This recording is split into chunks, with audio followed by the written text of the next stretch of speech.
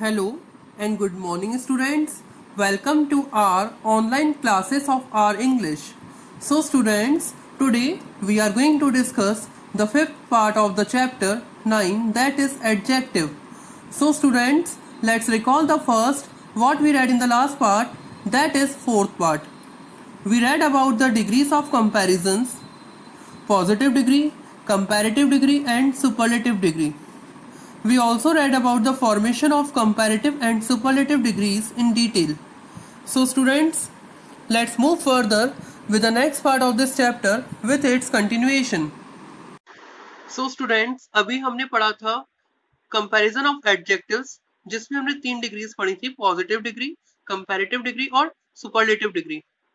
So students, हमने देखा कि जब हम एक पर्सन या किसी एक प्लेस या किसी एक थिंग के बारे में बात करते हैं तो ऐसे एडजेक्टिव्स जो होते हैं वो पॉजिटिव डिग्री में यूज किए जाते हैं. Okay, when we are talking about the quality of one person, place और thing is known as positive degree. तो हमने पॉजिटिव डिग्री के बारे में रीड आउट किया था और काफी सारे ऐसे वर्ड्स पढ़े थे जो पॉजिटिव डिग्री में यूज किए जाते हैं. Afterwards we started the comparative degree. Comparative degree में हमने रीड किया कि जब भी हम दो पर्सन या दो थिंग्स में या उनकी क्वालिटीज में अगर हम कंपैरिजंस करते हैं तो ऐसी डिग्री जो होती है एडजेक्टिव की कंपैरेटिव डिग्री होती है. ओके, और उसमें मोस्टली देन का यूज किया जाता है. इसके बाद हमने सुपरलेटिव डिग्री को देखा. सुपरलेटिव डिग्री हमने देखा कि जब भी हम दो से ज्यादा की बात करते हैं, दो से ज्यादा पर्सन की बात करें, दो से ज्यादा थिंग्स की बात करें, तो उसे हमने सुपरलेटिव के फॉर्म में देखा. मीन्स कि जैसे एक पर्सन का उसकी पूरी क्लास के साथ कंपैरिजन कर दिया तो वो सुपरलेटिव डिग्री में आ गया. और हमने उसमें देखा कि उसमें डेफिनेट आर्टिकल द का यूज किया जाता है.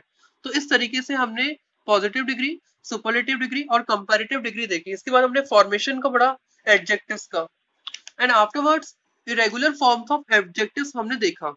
ओके, सो इस तरीके से हमने एडजेक्टिव को अभी तक कवर किया. अब हम इसके आगे स्टार्ट करेंगे. Now students, we are going to start the new topic, that is the correct use of some adjectives. अब स्टूडेंट्स, अब हम देखेंगे कि एडजेक्टिव्स का करेक्ट यूजेस किस तरीके से किया जाता है. So now we will start the topic, the correct use of some adjectives. The first rule is adjective use in positive degree. ऐसे एडजेक्टिव्स जो पॉजिटिव डिग्री में यूज किए जाते हैं. So these are exterior, interior, minor, former, major, later, upper, lower, inner, elder. So adjective used in positive degree. Now we will see the examples of these. So first example is exterior. So exterior का means होता है बाहरी. They build the exterior walls of the castle very strong. उन्होंने महल की बाहरी दीवारों को बहुत मजबूत बनाया. So यहाँ पर इसका uses भी किया हुआ है. Next है interior. Interior decoration is her primary profession. So यहाँ पर इंटीरियर का यूज करके सेंटेंस बनाया गया है, एक्सटीरियर का यूज करके भी सेंटेंस है. तो इस तरीके से ये सेंटेंसेस जो है, ये जो वर्ड्स है, ये पॉजिटिव डिग्री की तरह यहाँ पर यूज की जा रहे हैं. ये सारे एडजेक्टिव्स जो है पॉजिटिव डिग्री की तरह पॉजिटिव डिग्री में यूज की जा रहे हैं. Okay, now the third is minor. The government took up several minor irrigation projects. Minor means छोटे प्रोजेक्ट से होते हैं, उन्हें बोले जाएगा. ठीक है, तो गवर्नमेंट ने जो इरिगेशन प्रोजेक्ट्स के जो छोटे छोटे प्रोजेक्ट से उनको ले लिया, सारे प्रोजेक्ट्स को. Next is farmer. Farmer means पुराना, जो पहले थे. The former prime minister is Lal Bahadur Shastri was a Nobel person. ठीक है, जो लाल बहादुर शास्त्री थे, मतलब जो पहले प्राइम मिनिस्टर थे, ठीक है, तो वो कैसे थे, नोबल पर्सन थे. ठीक है, फॉर्मर मीन्स पहले वाले. नेक्स्ट है major. Heavy population is a major problem in India. ठीक है, सबसे मुख्य, सबसे बड़ी प्रॉब्लम है इंडिया में हैवी पॉपुलेशन. तो मेजर यहाँ पर है एडजेक्टिव जो है पॉजिटिव डिग्री में यूज की जा रहे हैं. Later, the later part of the building construction was neglected. ठीक है, लेटर पार्ट मींस बाद वाला पार्ट. नेक्स्ट है upper. The upper part of garment was torn. Next है आपका lower. The scheme was intended for lower section in the country. Next है आपका inner. The inner organs of human body are complicated. Next है elder. She is my elder sister. So ये हमारा first rule था, adjective use in positive degree. ये सारे जो sentence थे पॉजिटिव डिग्री में यूज किए जाते हैं. सारे ये जो सारे वर्ड्स थे, ये सारे वर्ड्स कहाँ यूज किए जाते हैं, पॉजिटिव डिग्री में यूज किए जाते हैं ओनली. ओके, इनका एग्जांपल्स बता दिया. अब नेक्स्ट आपका रूल है, adjectives not use in the superlative degree, ऐसे एडजेक्टिव्स जो सुपरलेटिव डिग्रीज में यूज नहीं किए जाते हैं। और these are the examples of these: perfect, unique, universal, ideal, chief, excellent, extreme.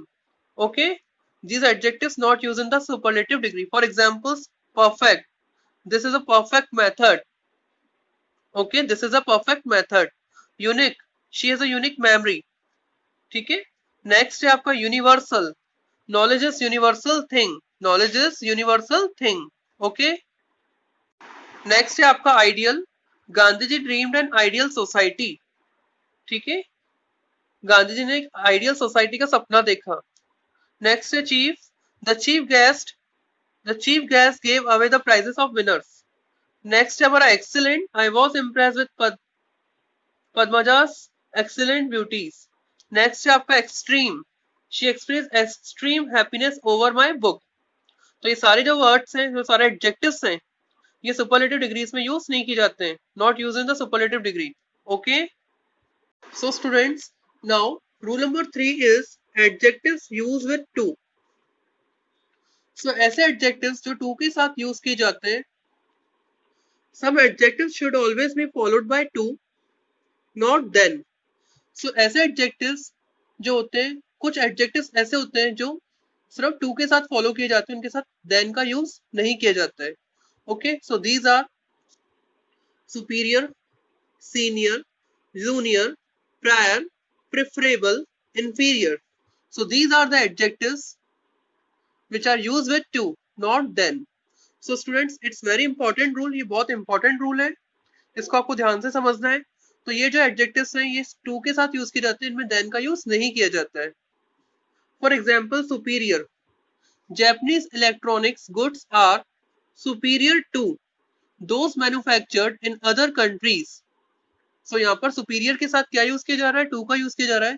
Suppose करो अगर क्वेश्चन में देन यूज कर दे तो वो गलत हो जाएगा, यहाँ पर क्या यूज किया जाएगा, ओनली टू। ये इंपॉर्टेंट रूल है स्टूडेंट्स बहुत, तो आपको ये बात ध्यान रखना है, इन सारे वर्ड्स के साथ हमेशा टू का यूज करते हैं, देन का यूज नहीं करते हैं। नेक्स्ट है senior, she is senior to me in age, वो मुझसे एज में सीनियर है, तो सीनियर भी है, इसके साथ भी क्या आएगा, सीनियर के साथ टू। नेक्स्ट है prior, prior to prime membership Rajiv Gandhi had been pilot in Indian Airlines for some time. So prior के साथ भी क्या यूज कर रहे हैं हम, यहाँ पर टू का यूज कर रहे हैं। नेक्स्ट है inferior, the paper produced in India is inferior to that produced in Japan. Inferior के साथ भी क्या यूज किया जा रहा है, टू का यूज। नेक्स्ट है junior, he is junior to all in the office, junior के साथ भी टू का यूज कर रहे हैं। Preferable, coffee is preferable to me. So इन सारे वर्ड्स के साथ, इन सारे एडजेक्टिव्स के साथ हमेशा टू का यूज किया जाता है, देन का यूज नहीं करते। Okay, it's very important rule. Now the rule number 4 is the comparison of the two qualities of the same person. The comparison of the two qualities of the same person. So it's a rule number 4. When we wish to compare the two quality of the same person, ER form is not used.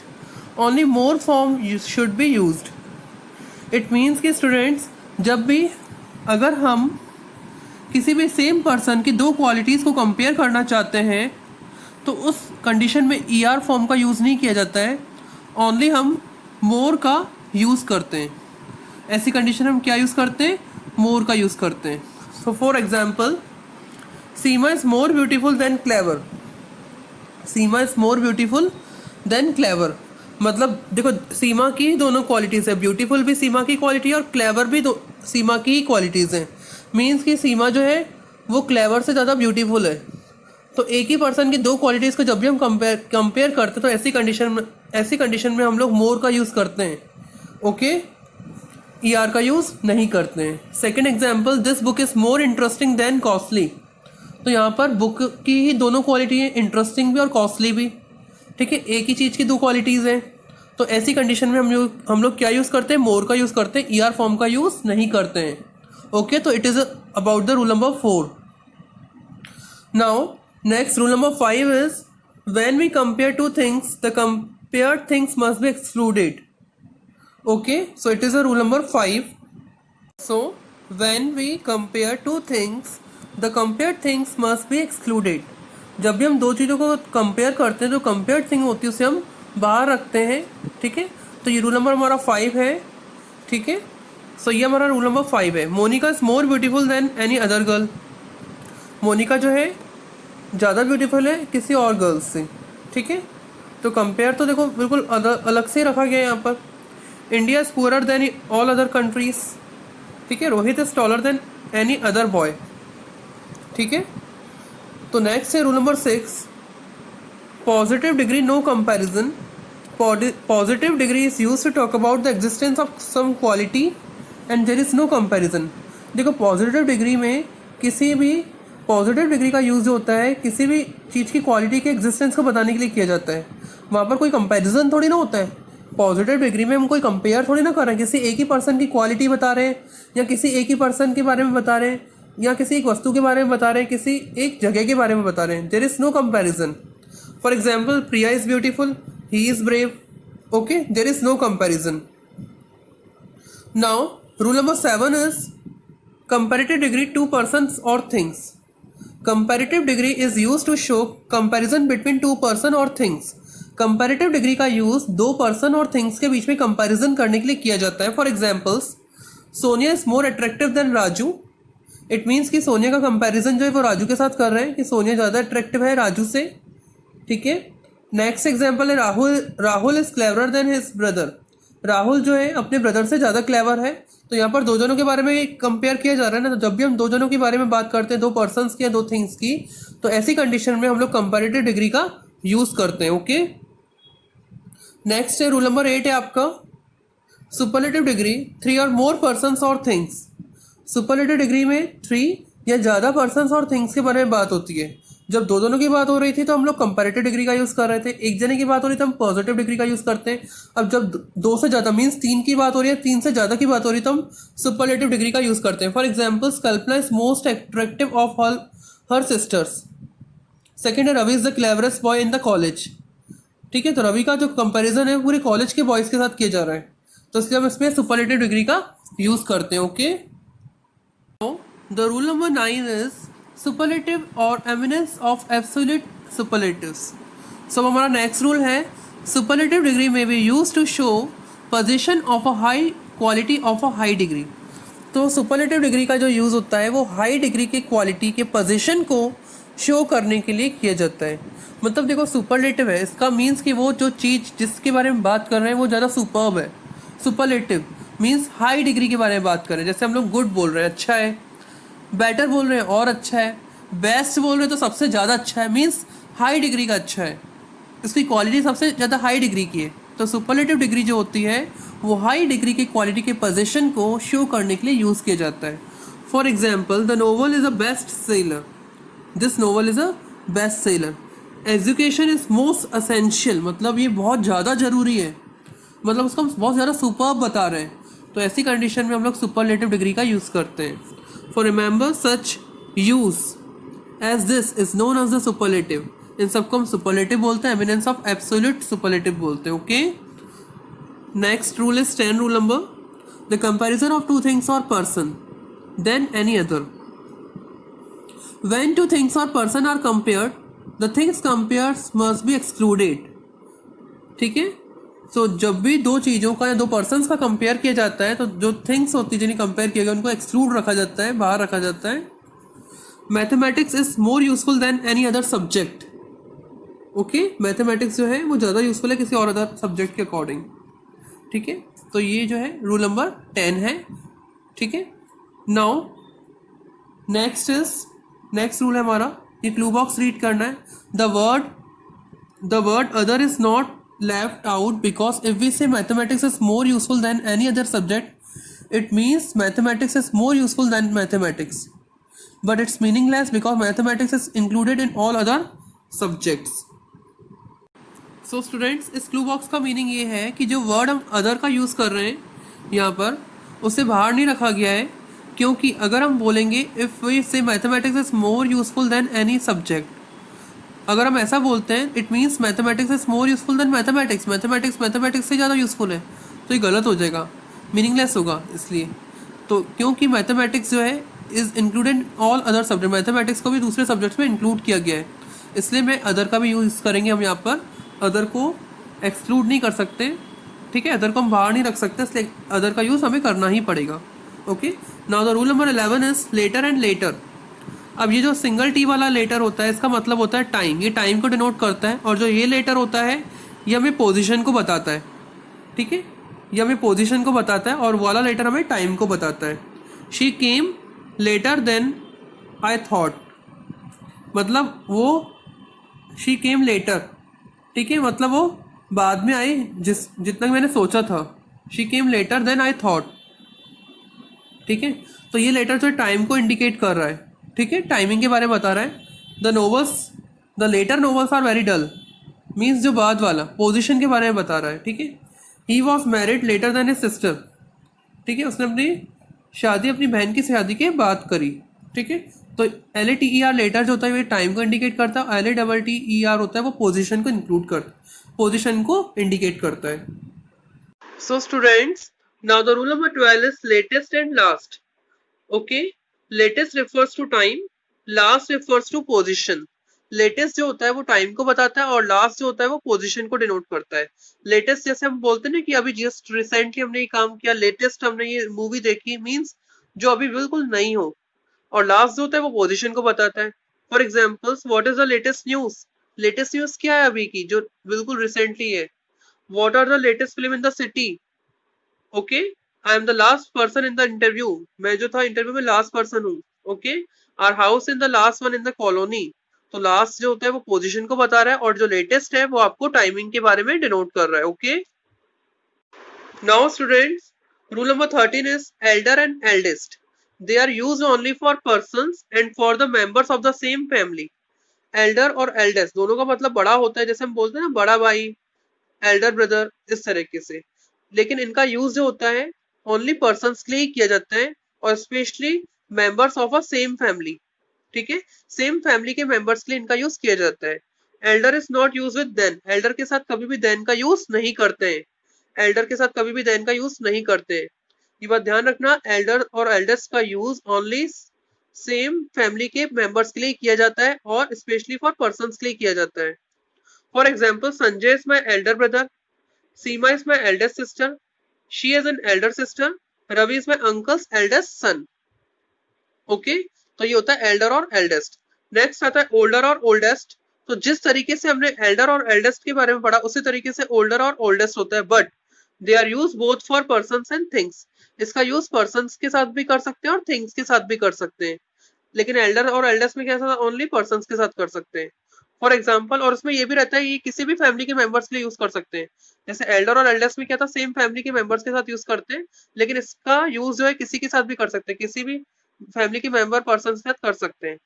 Priya is older than me, the painting is older than that, she is the oldest woman in the town, this is the oldest temple in an area. Okay, so it was all about the elder, eldest, older and oldest. Okay, so students, now next rule is farther and further. So students, ये भी बहुत important rule है। farther means more distant और further means in addition to। देखो farther जो होता है far का comparative होता है, far का comparative होता है farther। okay, लेकिन farther का जो यूज करते हैं वो distance के लिए करते हैं, ठीक है, किसके लिए करते हैं, एडिशनल डिस्टेंस कि और आगे और दूर, इस तरीके से ज्यादा दूर, ठीक है। और फर्दर जो होता है उसका मतलब होता है इन एडिशन टू, मींस के अलावा और एक्स्ट्रा, कि कोई भी चीज अगर आपको एक्स्ट्रा ऐड करनी हो, ठीक है, उसके लिए हम यूज करते हैं, ठीक है। So my house is farther than yours, मेरा घर तुम्हारे घर से बहुत दूर है, ठीक है, दूर है ना, डिस्टेंस के लिए यूज किया जा रहा है। नेक्स्ट है she walked farther than her sister, distance के लिए यूज कर रहे हैं, ठीक है। We did not receive any further news about the accident, हमें एक्सीडेंट के बारे में और कोई एक्स्ट्रा न्यूज नहीं मिली, ठीक है। I apply to the principal for further details, तो फर्दर जो हो रहा है वो एक्स्ट्रा, कोई भी चीज अगर एक्स्ट्रा होती है एक्स्ट्रा उसके बारे में बताता है, और फार्दर जो होता है वो डिस्टेंस के लिए, मतलब डिस्टेंस के लिए यूज किया जाता है। Okay, so it is all about the farther and further. So students, next is nearest and next. Nearest denotes distance, next denotes position. जो नियरेस्ट होता है वो डिस्टेंस के बारे में बताता है, और नेक्स्ट जो होता है वो पोजीशन के बारे में बताता है। For example I got admission in the nearest college, तो डिस्टेंस बता रहा है कि आपने पास के कॉलेज में एडमिशन लिया है। सेकेंड है आपका I advise her to try harder next time, बता रहे हैं नेक्स्ट टाइम के लिए आप और ज्यादा ट्राई करना, हार्ड ट्राई करना, ठीक है। नेक्स्ट है which is the nearest planet to the earth, position क्या बता रहा है, सॉरी डिस्टेंस बता रहा है, क्या बता रहा है, डिस्टेंस बता रहा है कि नियरेस्ट है, पास है ना, या दूर है, डिस्टेंस को बता रहा है। इसमें बता रहा है what is the next programme on TV today, तो ये आपको क्या बता रहा है, पोजीशन कि नेक्स्ट प्रोग्राम कौन सा है, फर्स्ट है सेकंड है ना। तो जो नियरेस्ट होता है वो बता रहा है डिस्टेंस, और जो नेक्स्ट होता है वो हमें बताता है position. Okay, so now next 17 rule है first and foremost. First means in order, first means first in order, और फॉरमोस्ट मींस मोस्ट प्रोमिनेंट और सिग्निफिकेंट। तो फर्स्ट मतलब होता है जो ऑर्डर में फर्स्ट हो, और फॉरमोस्ट का मतलब होता है जो बहुत प्रोमिनेंट है, बहुत सिग्निफिकेंट है, बहुत इंपॉर्टेंट है ना। तो for example Rabindranath Tagore was the first poet to achieve receive Nobel prize from Indian soil. तो रविन्द्रनाथ टैगोर जो थे वो फर्स्ट पोइट थे नोबेल प्राइज को रिसीव करने वाले। तो फर्स्ट मतलब क्या बता रहा है कि वो पहले थे, ठीक है। I got the first prize in the story competition, ये भी आपको फर्स्ट इन ऑर्डर बता रहा है कि मुझे फर्स्ट प्राइज मिला। Mother Teresa is regarded as the foremost women social worker in India, तो बता रहे मदर टेरेसा जो थी वो फॉरमोस्ट वुमेन थी, मीन्स की बहुत प्रोमिनेंट और सिग्निफिकेंट, बहुत जिन्होंने देश के लिए बहुत अच्छे काम किए, बहुत अच्छा देश का काम किया, देश का नाम ऊंचा किया, प्रोमिनेंट पर्सन, बहुत उत्कृष्ट, सर्वश्रेष्ठ। He is foremost doctor in the colony, ठीक है। तो ये है हमारा फर्स्ट और foremost. Okay, so students, now rule number 18 is uttermost and outmost. Uttermost means the most distant or remote, और utmost means होता है extreme और the highest degree, means कि uttermost means होता है कि बहुत ज्यादा distance हो, बहुत दूर दराज हो, और utmost होता है extreme और highest degree, बहुत ज्यादा डिग्री हो जिसकी, ठीक है। Man is trying to probe into the uttermost depth of the sea, ठीक है। तो ये हमें क्या बता रहा है, बहुत दूर, बहुत रिमोट, ओके, बहुत जिसकी ज्यादा डिस्टेंस हो। ये एग्जिबिटेड ऑटमोस्ट एंथुसियाज्म इन लिटरेचर, और ये हमें बता रहा है कि उसका जो लिटरेचर में बहुत ज्यादा एक्साइटेड है, ठीक है, उसने एग्जिबिटेड किया लिटरेचर में बहुत ज्यादा एंथुसियाज्म, मींस की एक्सट्रीम हाईएस्ट डिग्री बता रहा है उस चीज की, ठीक है। किसी भी चीज में बहुत ज्यादा इंटरेस्ट है, हाईएस्ट है, ऑटमोस्ट इंटरेस्ट, ठीक है। तो ऑटमोस्ट होता है किसी भी चीज को, किसी भी चीज की एक्सट्रीम और हाईएस्ट डिग्री बताता है, और ऑटरमोस्ट होता है जो डिस्टेंट और रिमोट, मतलब बहुत ज्यादा दूर के बारे में बताता है। Okay, okay students, now rule number 19 is many a and a great many both have the same meaning, but many a is used with singular verb and great many with the plural verb. दोनों का ही meaning same रहता है, लेकिन many a का use singular verb के साथ करते हैं और अ ग्रेट मैनी का यूज प्लूरल वर्ब के साथ करते हैं। ये भी बहुत इंपॉर्टेंट है, मैनी ए के बाद सिंगुलर वर्ब आएगी और मैनी अ ग्रेट मैनी के बाद प्लूरल वर्ब आती है। For examples, many a leader wants to become the prime minister of India, many a के बाद wants मीन सिंगुलर वर्ब आ रही है, ठीक है, वर्ब में एस लगा रहे हैं। Second example, a great many Indians were, तो ग्रेट मैनी के साथ आप देख सकते हैं कि यहाँ पर प्लूरल वर्ब का यूज किया जा रहा है। यहाँ पर थर्ड सेंटेंस में मैनी ए के साथ देखो थिंग्स का यूज कर रहे हैं, और फोर्थ सेंटेंस में ग्रेट मैनी के साथ वर्ब मींस प्लूरल वर्ब का यूज कर रहे हैं। इट मींस कि मैनी ए के साथ हम लोग सिंगुलर वर्ब का यूज करते हैं और ग्रेट मैनी के साथ प्लूरल वर्ब का यूज करते हैं। ओके स्टूडेंट, तो फर्स्ट सेंटेंस में जैसे many a leader wants to become the prime minister of India, और fourth sentence a great many books were displayed in the book fair, तो मैनी ए के साथ सिंगुलर वर्ब का use करते हैं, अ ग्रेट मैनी के साथ प्लूरल वर्ब का यूज करते हैं। Okay, so students, now rule number 20 is less and lesser. Both have the same meaning but less is commoner than lesser. दोनों का मीनिंग सेम रहता है, जो लेकिन लेस है वो लेसर से ज्यादा कॉमनर है, ठीक है। Less is commoner than lesser, less is commoner than lesser. Both use to mean small in quantity, दोनों का यूज स्मॉल क्वांटिटी के बताने के लिए किया जाता है। For example, I showed less interest in the music than poetry, ठीक है। She paid me less. She paid me lesser amount than I expected. Third, I carried with me less luggage than my friend. Vijay has lesser attraction than Poonam.